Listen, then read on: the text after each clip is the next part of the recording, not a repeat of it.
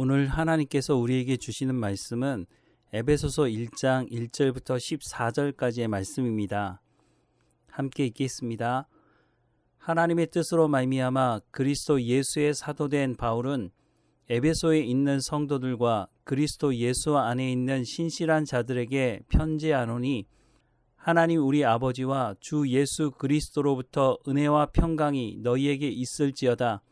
찬송하리로다. 하나님 곧 우리 주 예수 그리스도의 아버지께서 그리스도 안에서 하늘에 속한 모든 신령한 복을 우리에게 주시되 곧 창세전에 그리스도 안에서 우리를 택하사 우리로 사랑 안에서 그 앞에 거룩하고 흠이 없게 하시려고 그 기쁘신 뜻대로 우리를 예정하사 예수 그리스도로 말미암아 자기의 아들들이 되게 하셨으니 이는 그가 사랑하시는 자 안에서 우리에게 거저 주시는 바 그의 은혜의 영광을 찬송하게 하려는 것이라.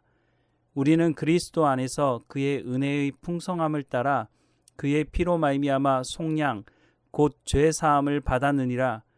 이는 그가 모든 지혜와 총명을 우리에게 넘치게 하사 그 뜻의 비밀을 우리에게 알리신 것이요 그의 기뻐하심을 따라 그리스도 안에서 때가 찬 경륜을 위하여 예정하신 것이니 하늘에 있는 것이나 땅에 있는 것이 다 그리스도 안에서 통일되게 하려 하심이라.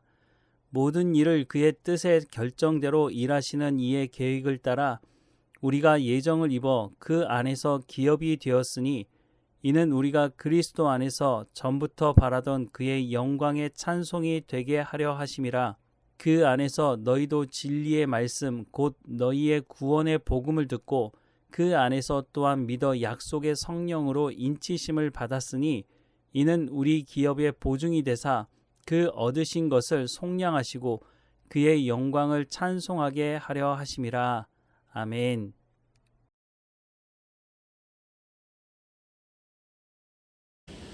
헬라어로 교회라는 말을 에클레시아라고 말을 합니다. 아마 한 번쯤은 들어보셨을 말인데요. 그런데 이 에클레시아라는 단어가 두 단어가 합해져서 쓰인 말인데요. 한 단어는 밖으로, 한 단어는 불러내었다라고 하는 단어입니다. 그러니까 에클레시아라는 말이 밖으로 불러낸 사람들이라고 하는 것입니다. 원래는 고대 그리스에서 사용하던 말입니다. 시민들이 모여서 무슨 회의를 하는 그런 것을 말하는데 교회라는 단어로 우리가 차용해서 쓰다 보니까 이게 완전히 이제 고착화돼서 에클레시아 하면 교회라고 생각을 하게 된 거죠. 허물과 죄로 죽었던 우리를, 하나님과 원수된 관계였던 우리를, 본질상 진노의 자녀였던 우리를 불러냈다는 겁니다.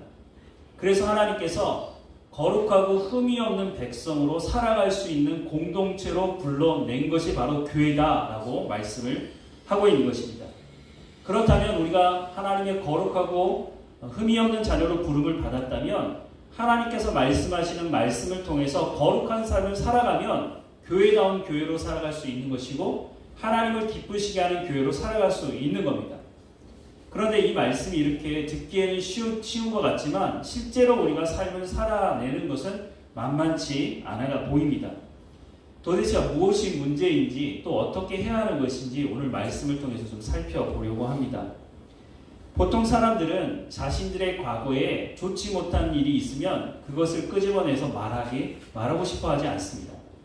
그런데 성경은 우리가 죄와 허물로 죽었던 존재였고 본질상 진노의 자녀였고 하나님과 원수된 자녀였다고 하는 것을 한 번만 말씀하는 것이 아니라 여러 차례 거듭 반복해서 말씀하고 있다는 것입니다. 우리가 구원받은 백성들인데 그러면 하나님, 아니 구원받았는데 굳이 구원받기 전에 우리의 모습을 한두 번도 아니고 여러 번 반복해서 하나님 말씀하실 이유가 어디 있습니까? 라고 물을 만도 한데 하나님은 그런 우리의 마음을 너무 잘 알고 계실 것 같기도 한데 성경에 보면 우리가 구원받기 전에 어떤 존재였는지에 대해서 거듭 반복해서 말씀하고 있다는 것입니다. 그렇게 말씀하시는 이유는 우리가 과거에 구원받기 전에 어떤 모습이었는지를 잊지 말라고 하는 하나님의 말씀이라는 것입니다. 로마서 말씀을 보면 로마서 3장 9절부터 18절 말씀 우리 함께 같이 읽어보겠습니다. 그러면 어떠하냐? 우리는 나으냐? 결코 아니라. 유대인이나 헬라인이나 다 죄 아래에 있다고 우리가 이미 선언하였느니라. 같이 읽어보겠습니다. 다시 읽어볼게요. 9절부터요. 그러면 어떠하냐? 우리는 나으냐? 결코 아니라 유대인이나 헬라인이나 다 죄 아래에 있다고 우리가 이미 선언하였느니라. 기록된 바 의인은 없나니 하나도 없으며 깨닫는 자도 없고 하나님을 찾는 자도 없고 다 치우쳐 함께 무익하게 되고 선을 행하는 자는 없나니 하나도 없도다. 그들의 목구멍은 열린 무덤이요 그 혀로는 속임을 일삼으며 그 입술에는 독사의 독이 있고 그 입에는 저주와 악독이 가득하고 그 발은 피 흘리는 데 빠른지라. 파멸과 고생이 그 길에 있어 평강의 길을 알지 못하였고 그들의 눈앞에 하나님을 두려워함이 없느니라 함과 같으니라. 또 23절 말씀에 보면 모든 사람이 죄를 범하였으니 하나님의 영광에 이르지 못하더니 라고 말씀을 하고 있습니다. 성경은 우리가 죄인이라고 말씀을 하고 있습니다. 하지만 세상 사람들은 이것을 인정하고 싶어 하지 않죠. 세상 사람들은 사람을 일컬어서 모든 것이 가능한 존재인 것처럼 말을 합니다. 하나님을 능가하고 싶어 하죠. 그래서 바벨탑을 쌓았던 사람들이 뭐라고 말했습니까? 우리의 이름을 하늘에 내자고 말했던 것입니다. 예전에도 그랬고 지금도 그렇고 앞으로도 그렇게 할 것입니다. 사람들은 계몽주의 이후에 과학의 발전에 힘입어서 이성이 모든 문제를, 과학이 모든 문제를, 인간의 모든 문제를 해결할 거라고 생각을 했고 지금도 많은 사람들이 그렇게 생각을 하고 있는 것으로 보여집니다. 인류 전체가 위기를 맞았던 코로나19로 많이 어려움을 겪었지만 그 발전한 과학을 가지고 백신을 개발하고 이 문제를 해결하려고 노력하기도 합니다. 여러분들도 보셨겠지만 지구 멸망을 다루는 영화들을 보면 결국은 인간이 나서서 그 문제를 해결하거나 최소한 인간 안에 무슨 소망이 있을 것을 말해주는 내용들을 볼 수가 있습니다. 그래서 하는 말이 뭡니까? 그래, 인간이니까 가능한 거야. 인간이 모든 문제를 해결할 수 있어. 이렇게 사람들로부터 생각하도록 하는 것이죠. 로마서 말씀을 우리가 봤지만 인간은 죄인이라고 말하고 있지만 세상 사람들은 이것을 인정하지 않습니다. 인간은 모든 진화의 최고의 정점에 이르러 있고 그래서 인간은 모든 것이 가능하고 발전시키고 모든 것을 해결할 수 있다라고 사람들에게 말하죠. 그래서 무슨 문제가 생겨나면 좀처럼 그 문제의 원인이 무엇인지를 잘 찾아가고 싶어 하지 않습니다. 왜냐하면 그 문제의 원인을 찾고 또 찾아 들어가면 결국은 인간의 탐욕으로부터 그 문제가 시작했다는 것을 알고 있기 때문에 그래서 문제가 발생하면 그 문제에 수박 걸 탔듯이 그냥 쉽게 해결하려고 하지 근본적인 문제를 해결하려고 하지는 않는다는 것입니다. 하지만 성경은 인간은 죄인이라고 말씀하고 있습니다. 인간은 이 죄의 문제를 스스로 해결할 수 없는 존재라고 성경은 분명히 말씀하고 있다는 것입니다. 창세기 3장 5절 말씀에 보면 너희가 그것을 먹는 날에는 너희 눈이 밝아져 하나님과 같이 되어 선악을 알 줄 하나님이 아심이니라 라고 말씀을 하고 있습니다. 성경은 인간이 왜 타락했는지 그 타락한 이후에 어떤 삶을 살았는지 너무 분명하게 보여주고 있습니다. 그런데 세상 사람들은 이것을 보고 싶어 하지 않죠. 아담과 하와가 타락한 이유는 간단했습니다. 하나님의 자리에 올라오고 싶어 했던 것입니다. 탐욕이죠. 그 탐욕 때문에 하나님의 말씀을 듣지 않았다는 것입니다.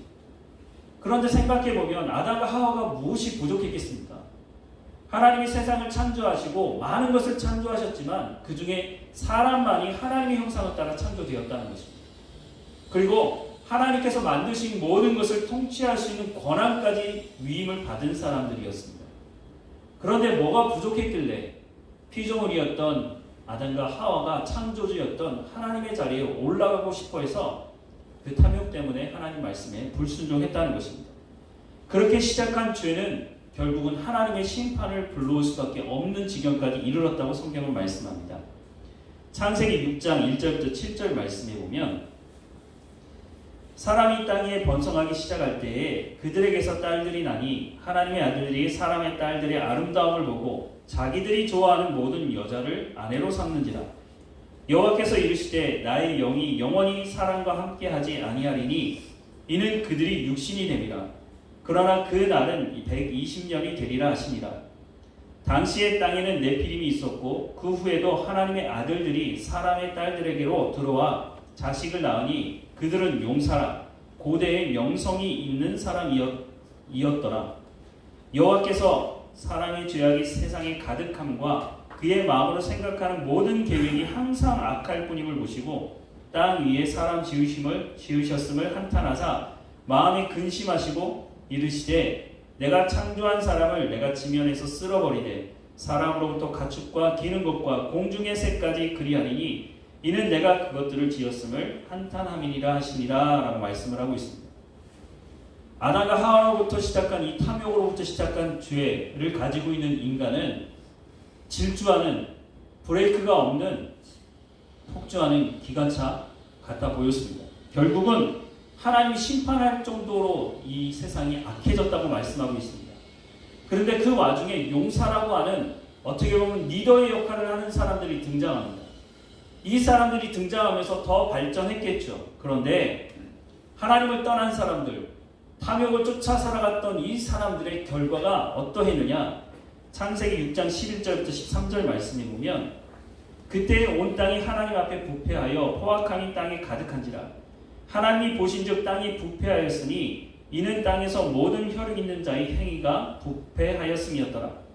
하나님이 노아에게 이르시되 모든 혈육 있는 자의 포악함이 땅에 가득함으로 그 끝날이 내 앞에 이르렀으니 내가 그들을 땅과 함께 멸하리라 라고 말씀을 하고 있습니다. 탐욕을 쫓아 살아갔던 이 사람들의 결과는 폭력을 사용하기 시작했다는 겁니다. 자신의 탐욕, 자신의 이익을 쫓아가기 위해서 다른 사람의 것을 뺏어야 되지 않겠습니까? 그래서 결국은 폭력을 통제할 수 없을 정도로 심각해진 상황이 되었다고 하는 것입니다. 조금 전에 봤지만 창세기 6장 5절부터 7절에 이렇게 말씀합니다. 여호와께서 사람의 죄악이 세상에 가득함과 그의 마음으로 생각하는 모든 계획이 항상 악할 뿐임을 보시고 땅 위에 사람 지으셨음을 한탄하사 마음이 근심하시고 이르시되 내가 창조한 사람을 내가 지면에서 쓸어버리겠다, 심판하시겠다 라고 말씀을 하고 있습니다. 사람들은 간혹 이렇게 난장판이 된 세상이라면 다 쓸어버리고 새로 시작하면 되지 않을까? 라고 생각하기도 합니다. 그런데 정말 쓸어버리고 새로 시작하면 새로워질까요? 창세기 11장 1절부터 4절 말씀에 보면 온 땅의 언어가 하나요 말이 하나였더라. 이에 그들이 동방으로 옮기다가 시날 평지를 만나 거기 거류하며 서로 말하되 자 벽돌을 만들어 견고히 굽자 하고 이에 벽돌로 돌을 대신하며 역청으로 진흙을 대신하고 말하되 자 성읍과 탑을 건설하여 그 탑 꼭대기를 하늘에 닿게 하여 우리 이름을 내고 온 지면의 흩어짐을 면하자 하였더니 라고 말씀합니다. 홍수 이후에 사람들이 다시 번성하기 시작했습니다. 그런데 이 사람들이 홍수 사건을 겪고 난 이후에 우리가 왜 홍수 사건을 겪게 되느냐? 우리가 범죄함으로 폭력으로 우리가 이 죄를 지었으므로 하나님께서 심판하신 것 아니냐? 그러면 우리가 그렇게 하지 말아야 되지 않느냐라고 하는 것이 아니라 홍수 심판이 있을 때 우리가 높은 것을 찾지 못해서 그래서 우리가 당한 것 아니냐? 우리가 힘을 모아서 하나님을 대적하자. 그러면 우리가 이 모든 문제를 해결할 수 있지 않겠느냐라고 생각하고 탑을 지었다고 하는 것입니다. 오늘도 마찬가지 아닙니까? 사람들은 여전히 탐욕을 쫓아 살아갑니다. 이 탐욕의 문제를 해결하려고 하는 것이 아니라 더 많은 것을 얻기 위해서 지금 이 시대도 폭력을 사용하지 않습니까? 그래서 전쟁을 일으키는 것입니다. 지금도 전 세계에 전쟁이 일어나는 것이 있지 않습니까? 그 전쟁을 해결하자라고 말하는 사람들은 있지만 각자의 이익, 각자의 탐욕이 얽혀 있기 때문에 쉽게 그 전쟁을 끝내지 못하는 것입니다. 성경은 탐욕으로부터 인간이 죄를 짓기 시작했다고 말씀하고 있습니다. 그리고 그 죄, 이 탐욕의 문제는 인간 스스로는 해결할 수 없다라고 성경은 말씀해 주고 있습니다. 그래서 하나님께서 이 문제를 해결하시겠다고 나서기 시작하신 것입니다. 하나님께서 모든 것을 쓸어버리시고 다시 시작하실 수도 있으시겠죠. 그런데 하나님 그렇게 하지 않으시고 하나님께서 메시아, 구원자를 보내시기로 스스로 자기를 제안하시면서 이렇게 구원의 역사를 시작하셨다고 성경은 말씀해주고 있습니다. 그렇다면 하나님께서 우리를 구원하시면 하나님의 말씀에 순종하며 그 길을 따라가면 되는 것 아니겠습니까? 그런데 이것조차도 사실 쉽게 우리가 듣기는 하지만 그 길을 쫓아가는 것이 만만치 않아 보입니다. 왜냐하면 하나님께서 아브라함을 부르셔서 그 자손 이스라엘 백성들을 통해서 이것을 보여주고 싶어 하셨지만 이스라엘 백성들, 하나님의 부름을 받은 이스라엘 백성들조차 탐욕을 포기하지 못하고 교만하게 행하며 하나님 말씀에 순종하지 않았다고 하는 것입니다. 신명기 8장 말씀에 보면 가나안 땅에 들어가는 이스라엘 백성들에게 하나님께서 말씀하는 내용이 있습니다. 그 내용을 보면 하나님을 잊지 말라는 것입니다. 그런데 조금 더 생각해 보면 이 사람들 광야 40년을 살아온 사람들 아닙니까? 그런데 하나님을 어떻게 잊을 수 있습니까? 하나님의 그 놀라운 은혜를 경험했던 사람들에게 하나님께서 정말로 잊지 말라고, 나를 잊지 말라고 말씀하셨습니까? 정말로 그렇게 하셨다는 겁니다. 말씀을 보면 신명기 8장 12절에서 20절 말씀인데요. 내가 먹고 배불러서 아름다운 집을 짓고 거주하게 되며 가나안 땅에 들어가서 그렇게 한다는 겁니다. 또 내 소와 양이 번성하며 내 은금이 증식되며 내 소유가 다 풍성하게 될 때에 하나님 뭐라고 말씀하시죠? 내 마음이 교만하여 내 하나님 여호와를 잊어버릴까 염려한다. 하나님께서 가나안 땅에 들어가는 이스라엘 백성들에게 물질적인 풍요를 주시겠다고 말씀하고 있습니다. 근데 그것이 하나님께서 주시는 것이라고 말씀하는 거죠. 그런데 뭐라고 말씀하신다고요? 내 마음이 교만하여 내 하나님 여호와를 잊어버릴까 누가 염려한다고요? 하나님이 염려하신다고요. 이게 도대체 말이 되나? 아니 이 사람들 광야 40년을 살아온 사람들 아닙니까? 그 40년을 어떻게 살았습니까? 만나를 매일마다 먹었던 사람들, 불과 구름 기둥의 인도함을 받았던 사람들, 그 전에는요 홍해를 건넜잖아요. 그 전에는요 애굽에서 10가지 재앙을 직접 경험하기도 하고 직접 보지 않았습니까? 그런데 이 사람들이 가나안 땅에 들어가서 하나님을 잊어버릴 거라고 염려하신다고 하나님 말씀하고 있어요. 계속 말씀을 보면 여호와는 너를 애굽 땅 종되었던 집에서 이끌어내시고, 조금 전에 말씀드린 그 말씀이죠. 너를 인도하여 그 광대하고 위험한 광야 곧 불뱀과 정갈이 있고 물이 없는 간조한 땅을 지나게 하셨으며 또 너를 위하여 단단한 반석에서 물을 내셨으며 내 조상들도 알지 못하던 만나를 광야에서 내게 먹이셨나니 이는 다 너를 낮추시며 너를 시험하사 마침내 내게 복을 주려 하심이었느니라. 근데 어떻게 잊을 수 있어요? 광야에서 자기들이 직접 경험했는데 잊을 수 없는 건 아닐까요? 그럼에도 불구하고 이 사람들이 이것을 잊어버린다면 우리말로 사람이라고 할 수 없는 거죠. 계속 말씀을 보면 17절 그러나 네가 마음에 이르기를 내 능력과 내 손의 힘으로 내가 이 재물을 얻었다 말할 것이라. 내 하나님 여호와를 기억하라. 그가 내게 재물 얻을 능력을 주셨음이라. 이같이 하심은 내 조상들에게 맹세하신 언약을 오늘과 같이 이루려 하심이니라. 내가 만일 내 하나님 여호와를 잊어버리고 다른 신들을 따라 그들을 섬기며 그들에게 절하면 내가 너희에게 증거하노니 너희가 반드시 멸망할 것이라. 여호와께서 너희 앞에서 멸망시킨 민족들 같이 너희도 멸망하리니 이는 너희가 너희 하나님 여호와의 소리를 청종하지 아니함이니라 라고 말씀을 하고 있습니다. 하나님 분명히 약속하신 대로 그 땅도 주셨고 그 땅에 들어가서 풍요를 맛보게 될 거라고 말씀하신 대로 풍요도 맛보았습니다. 그럼에도 불구하고 이스라엘 백성들은 가나안 땅에 들어가서 하나님 주신 그 풍요보다 더 많은 것을 달라고 그래서 우상을 섬기기 시작했죠. 이럴 가능성을 하나님 아시기 때문에 미리 말씀하신 것입니다. 너희가 가나안 땅에 들어가면 그럴 수 있기 때문에 하나님을 잊지 말아라. 거듭 반복해서 하나님께서 너희에게 베푸신 그 은혜 구원을 잊지 말아라 라고 말씀하고 있는 겁니다. 하나님은 분명히 내 하나님 여호와를 기억하라 라고 말씀을 하고 있습니다.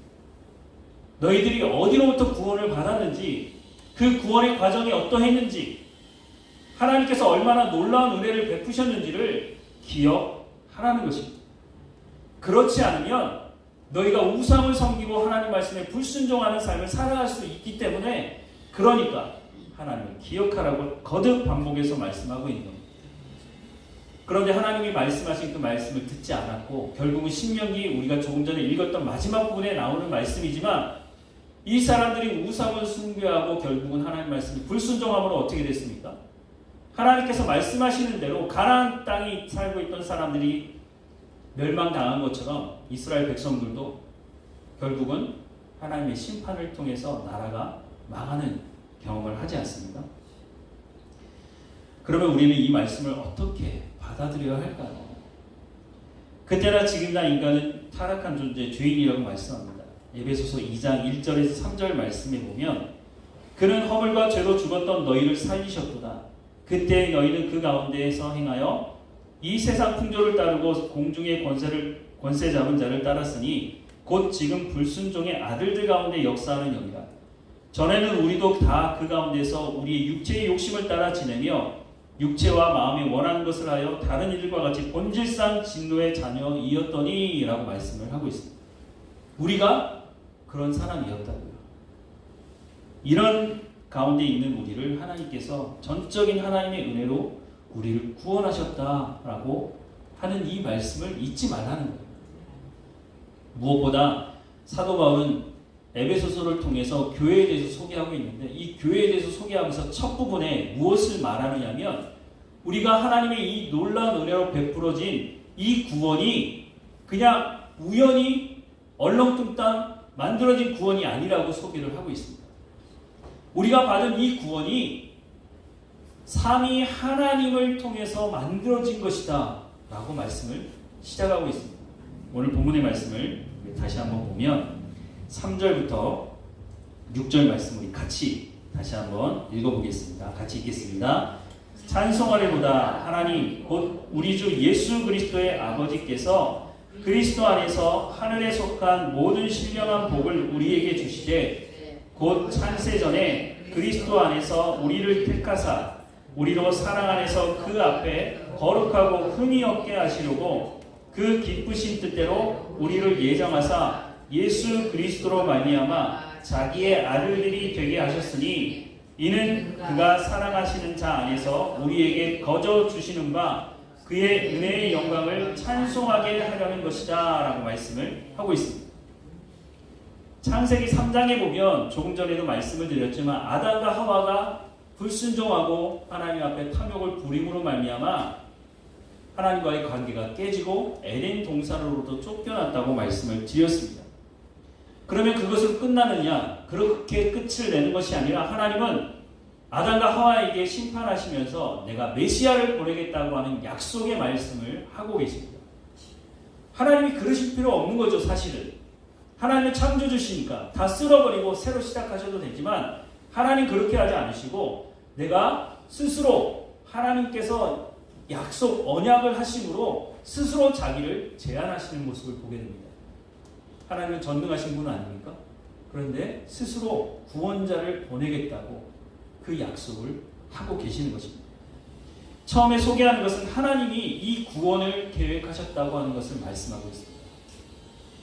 태초에 하나님께서 창조하신 그 하나님께서 우리를 위해서 하나님의 구원을 계획하시고 말씀하고 계신다는 겁니다. 그 구원의 내용이 뭡니까?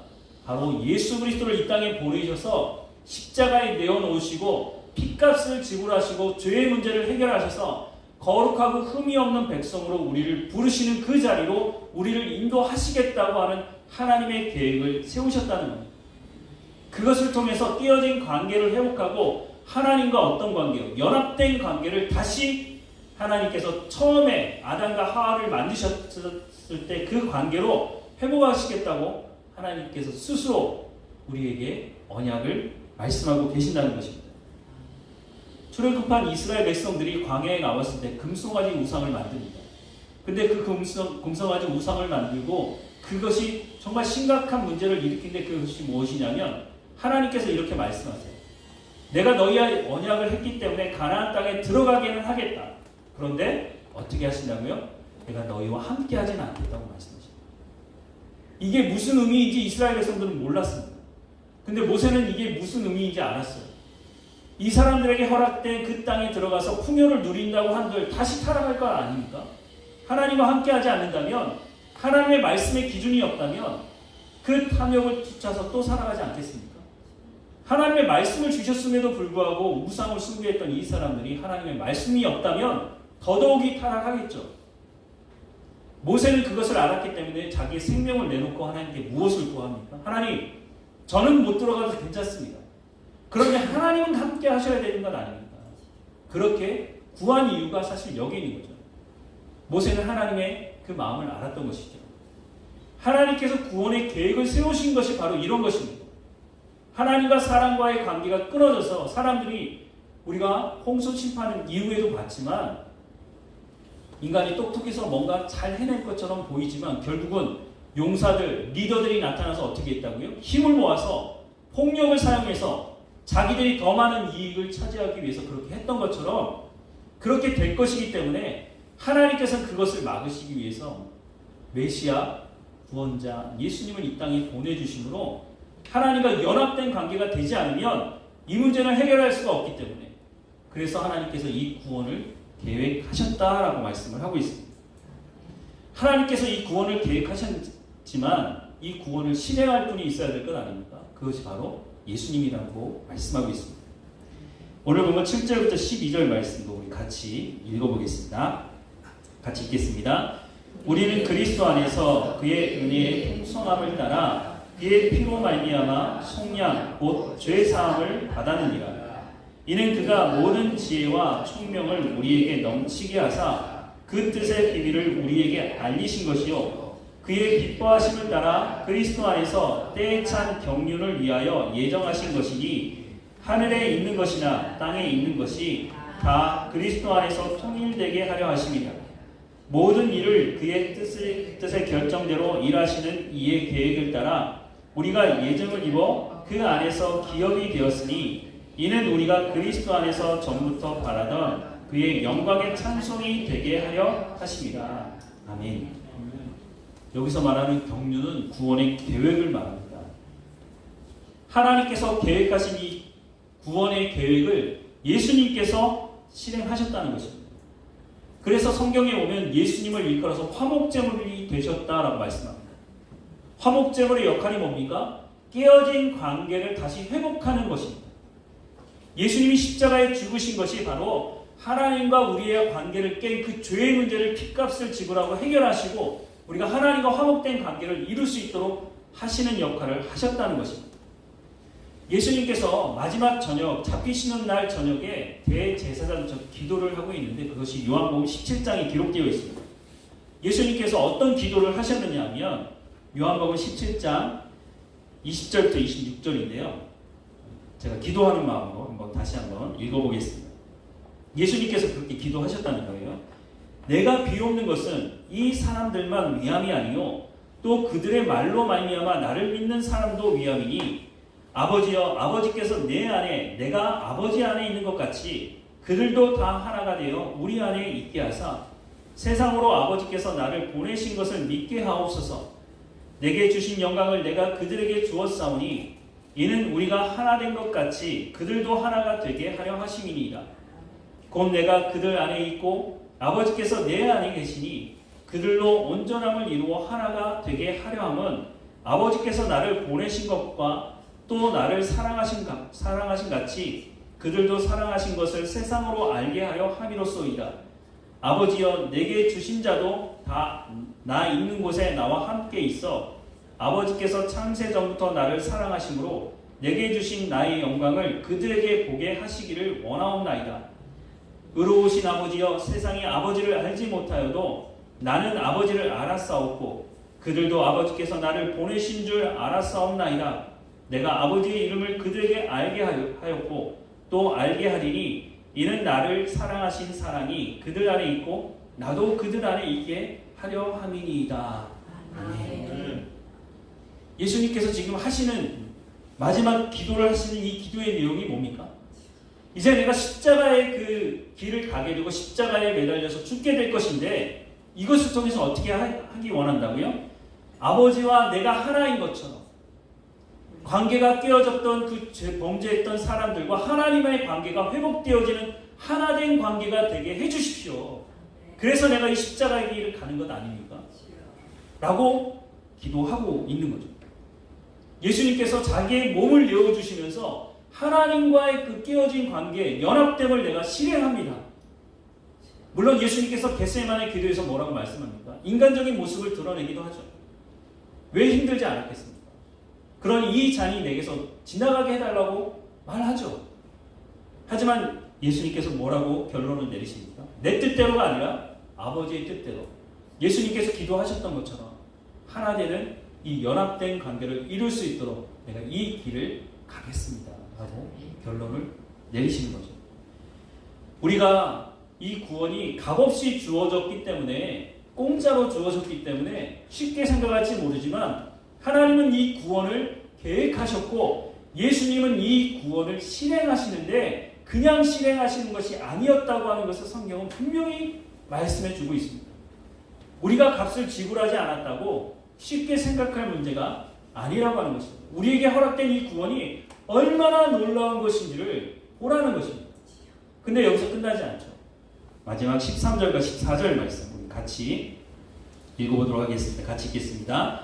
그 안에서 너희도 진리의 말씀 곧 너희의 구원의 복음을 듣고 그 안에서 또한 믿어 약속의 성령으로 인치심을 받았으니 이는 우리 기업의 보증이 되사 그 얻으신 것을 속량하시고 그의 영광을 찬송하게 하려 하심이라 라고 말씀을 하고 있습니다.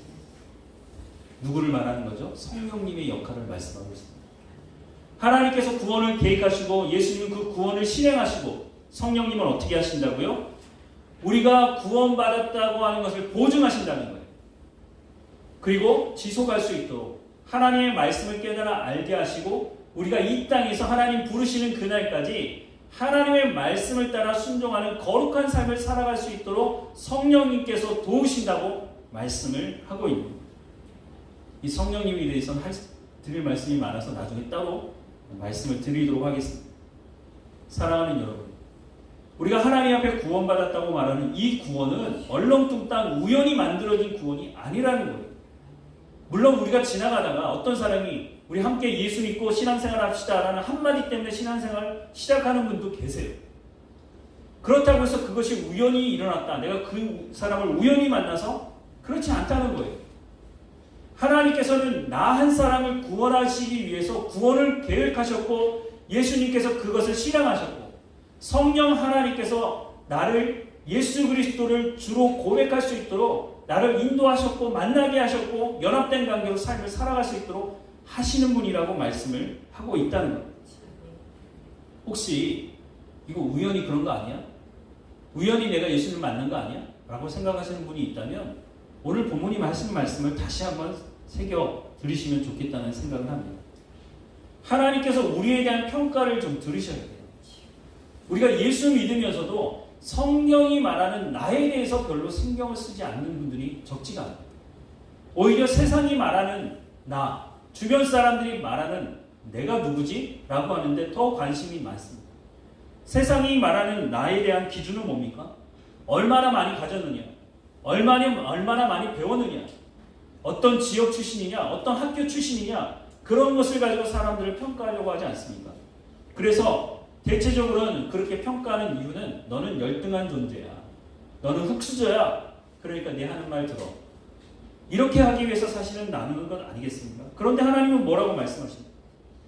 물론 성경은 우리를 죄인이라고 말씀하고 있습니다. 그런데 죄인으로 그냥 머물러 있게 하지 않으시고 하나님이 구원을 계획하시고 예수님이 구원을 실행하시고 성령 하나님께서 우리를 그 구원 가운데 초대하시고 지속할 수 있도록 하는 그 구원을 우리 가운데 허락해 주셨다는 것입니다.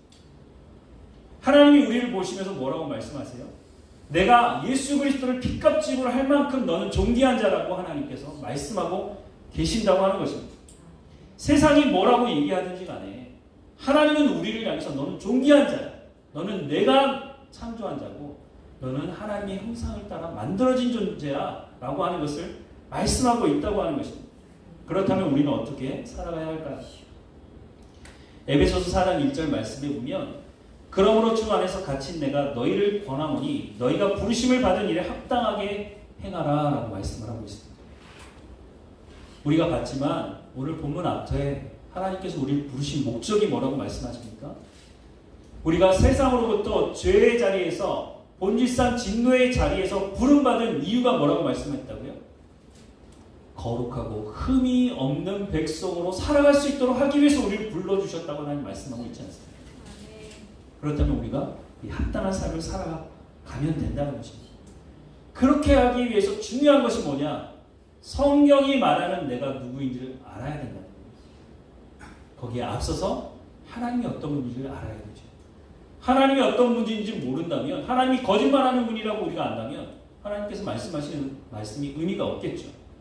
하지만 하나님이 그런 분이 아니시고 구원을 계획하시고 실행하시고 그것을 우리 가운데 허락해 주신 분이라고 말씀하고 있고, 세상이 말하는 내가 아니라 핏값을 지불하고 예수 그리스도의 핏값을 지불하고 구원할 만큼 나는 존귀한 자라고 하나님 말씀하시니, 그 말씀을 듣고 그에 합당한 하나님 말씀에 순종하는 삶을 살아가라고 말씀하고 있습니다. 이것이 쉬워 보이지만 사실 쉬운 문제가 아닙니다. 여기서부터 문제가 흔들리기 때문에, 우리 구원의 문제가 여기서부터 흔들리기 때문에 우리가 여전히 하나님 말씀을 듣지만 내 방식대로 해석을 하려고 하고 하나님 말씀에 순종하며 살아가는 것이 아니라 내 뜻대로 내 탐욕을 쫓아 살아가려고 한다고 하는 것입니다. 이스라엘 백성들이 그랬다고 말씀을 드리지 않았습니까? 광야 40년의 생활을 기억하지 못하니까, 이 사람들이 하나님께서 주시는 물질의 풍요를 맛보고도 내 힘으로 내 능력으로 얻었다고 말하기 시작하니까 결국은 어떻게 했다고요? 우상을 숭배하게 됐다는 거예요. 그렇게 하지 말라고 말씀하고 있습니다. 삼위 하나님께서 이 나에게 허락한 이 구원의 합작품을 이루어내기 위해서 헌신하셨다고 말씀하고 있습니다.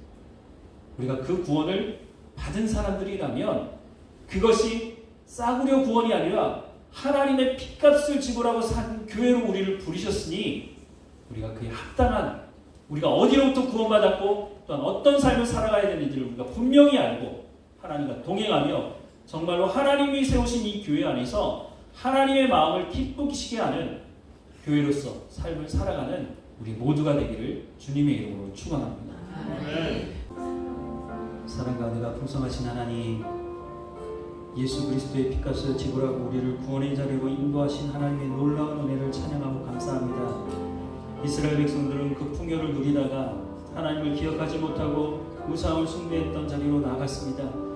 하나님, 우리는 그러지 않게 하시고 하나님이 누구이신지, 예수님이 누구이신지, 성령님이 어떤 분이신지를 바르게 알게 하셔서 이 삼위 하나님께서 구원을 계획하시고 이루시고 실행하시며 우리 가운데 허락해 주셨음을 하나님 기억하게 하셔서 겸손하게 하시고 하나님 말씀 앞에 엎드려 하나님을 찬양하고 예배하며 주의 말씀에 순종하는 삶을 살아갈 수 있는 우리의 삶이 될 수 있도록 은혜를 베풀어 주옵소서. 하나님께서 참된 목자가 되셔서 우리 가운데 말씀하시는 그 말씀을 따라 순종하며 살아가게 하시고, 하나님께서 꼴을 먹이시는 그곳 가운데 머물게 하셔서 하나님께서 말씀하시는 성령의 열매를 맺어가는 우리의 삶이 될 수 있도록 인도해 주옵소서. 하나님이 한 주일의 삶이 하나님께 영광을 돌리는 삶이 될 수 있도록 인도해 주시고, 고난 중에 있는 성도들을 하나님께 더 엎드리며 하나님의 지혜를 따라 살아갈 수 있도록 인도해 주시며, 몸이 연약한 성도들을 회복시키시고 강건케 하셔서 맡긴 모든 일들을 온전히 감당할 수 있도록 또한 인도해 주옵소서. 하나님, 우리 가운데 말씀하시는 그 말씀을 통해서 하나님의 마음을 기쁘게 하는, 여름 타작마당에 하나님의 마음을 시원케 하는 하나님의 교회로, 하나님의 사랑으로 성장할 수 있도록 은혜를 허락해 주옵소서. 날마다 우리와 함께 하시는 하나님께 감사하고 예수님의 이름으로 기도드립니다. 아멘.